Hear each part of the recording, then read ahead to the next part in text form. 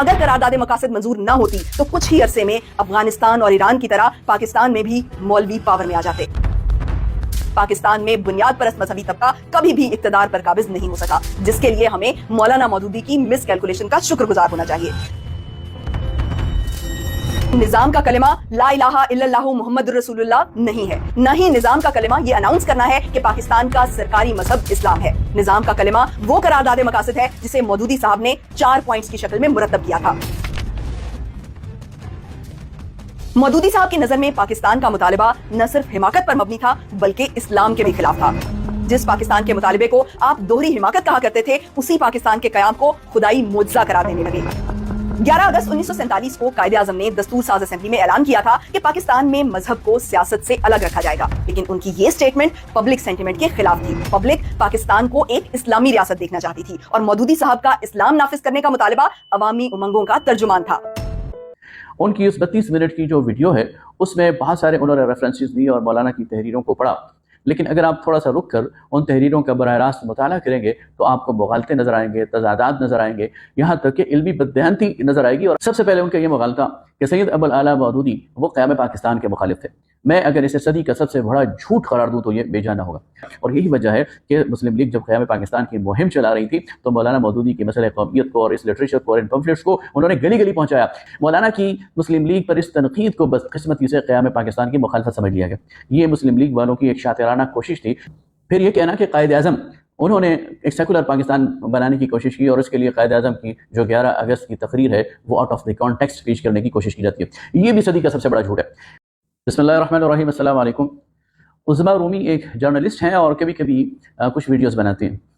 और उन वीडियोस में अमूमन वो कोई लिखा हुआ स्क्रिप्ट वो पढ़ रही होती हैं और उसको ऐसे अंदाज से पेश करती हैं कि वो कन्विंसिंग भी होता है। लेकिन अगर ज़रा गौर से देखा जाए तो उसमें बहुत सारे मुगालते होते हैं। यही हाल उनकी एक हालिया वीडियो का है जिसमें तोप का निशाना वो सैयद अबुल आला मौदूदी रहमहुल्लाह है। उनकी उस 32 मिनट की जो वीडियो है उसमें बहुत सारे उन्होंने रेफरेंसेस दिए और मौलाना की तहरीरों को पढ़ा, लेकिन अगर आप थोड़ा सा रुक कर उन तहरीरों का बराह रास्त मुताला करेंगे तो आपको मुगालते नज़र आएंगे, तजादात नज़र आएंगे, यहाँ तक कि इल्मी बददेहनती नज़र आएगी, और आप देखेंगे कि वो बात जो मौलाना मौदूदी ने कही ही नहीं है वो उनके मुँह में डालने की कोशिश की जा रही है। मौलाना मौदूदी को करारदाद मकासद का खालिक बताया जा रहा है और ये अमर वाक़या है, और फिर कहा जा रहा है कि यह मौलाना मौदूदी की मिस कैलकुलेशन थी और इसकी वजह से जो मौलवी तबका है वो पाकिस्तान में इक़्तिदार से महरूम हो गया और पाकिस्तान में जो सेकुलर पार्टियां हैं वो इक़्तिदार में आई। फिर एक पूरी तवील उन्होंने एक बहस छेड़ी है कि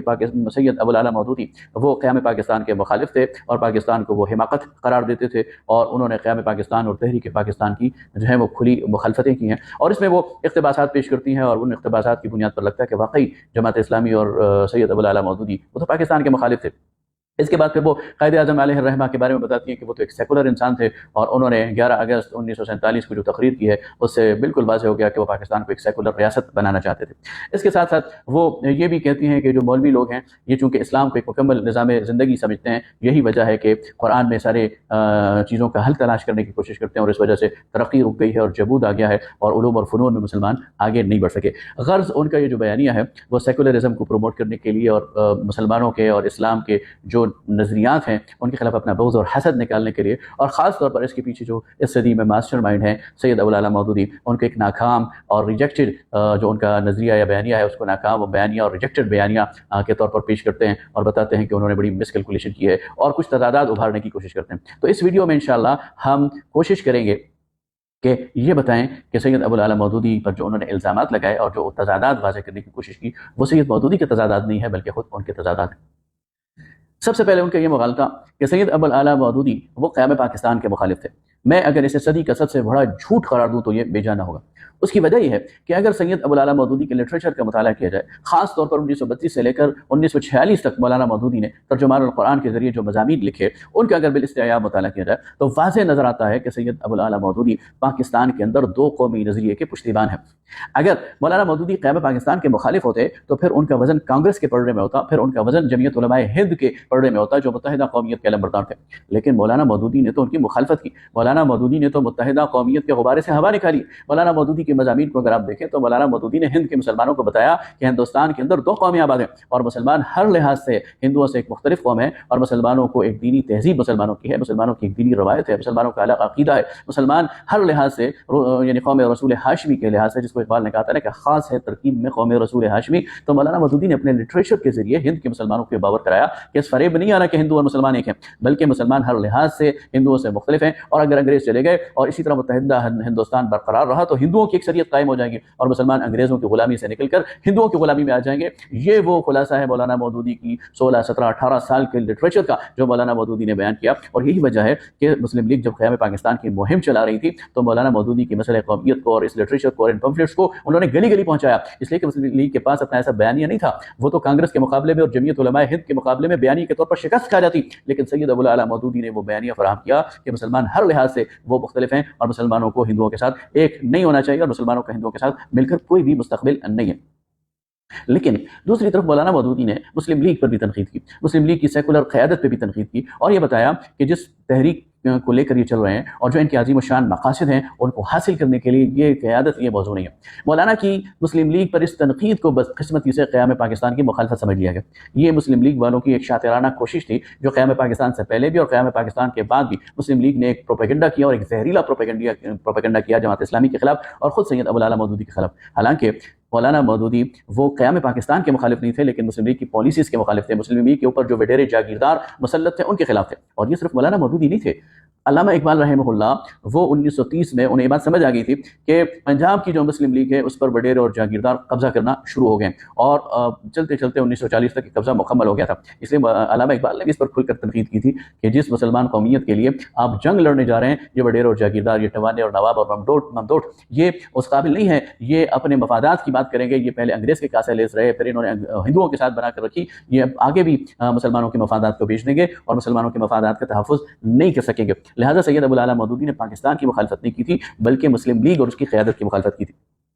اور قیام پاکستان کے لیے تو ریزولوشن مارچ 1940 میں منظور ہوا ہے، اس سے 2 سال پہلے 1938 میں مولانا مودودی نے تقسیم کے 3 خاکے پیش کیے تھے۔ وہ چیز مولانا مودودی کی چھپی ہوئی موجود ہے کہ جس میں مولانا مودودی 3 تقسیم ہند کے 3 متبادل خاکے اور سکیمز پیش کر رہے ہیں، اور اس میں جو دوسری سکیم ہے وہ تو ایسی زبردست سکیم تھی کہ جس میں مولانا مودودی کہتے ہیں کہ ہند میں یہ جو شمالی ہند ہے جس میں پورا پاکستان آتا ہے، پورا کشمیر آتا ہے، یہاں تک کہ دہلی اور اجمیر تک کا علاقہ یہ مسلمانوں کو دے دیا جائے اور باقی جو ہند ہے وہ ہندوؤں کو دے دیا جائے، اور 25 سال کا وقت رکھا جائے تبادلہ آبادی کے لیے، اور وہاں کے جو مسلمان ہیں وہ یہاں شفٹ ہو جائیں، یہاں کے جو ہندو ہیں وہاں شفٹ ہو جائیں، اور اس کی بنیاد پر 2 جو الگ الگ ریاستیں ہیں وہ وجود میں آ جائیں اور پھر وہ انڈیپینڈنس کا اعلان کر دیں۔ یہ ایک ایسا یعنی حل تھا کہ جس کے نتیجے میں آج اگر اس پر عمل ہو جاتا تو آج ہندوستان کے اندر مسلمانوں کی حالت زار نہ ہوتی بلکہ ان کی اکثریت پاکستان کی طرف ہجرت کر چکی ہوتی، دوسری طرف کشمیر کے لوگ خوار اور زار نہ ہو رہے ہوتے بلکہ وہ پاکستان کے اندر پہلے سے ہی شامل ہوتے۔ اس لیے یہ کہنا کہ سید ابو الاعلی مودودی وہ پاکستان کے مخالف تھے یہ اس صدی کا سب سے بڑا جھوٹ ہے۔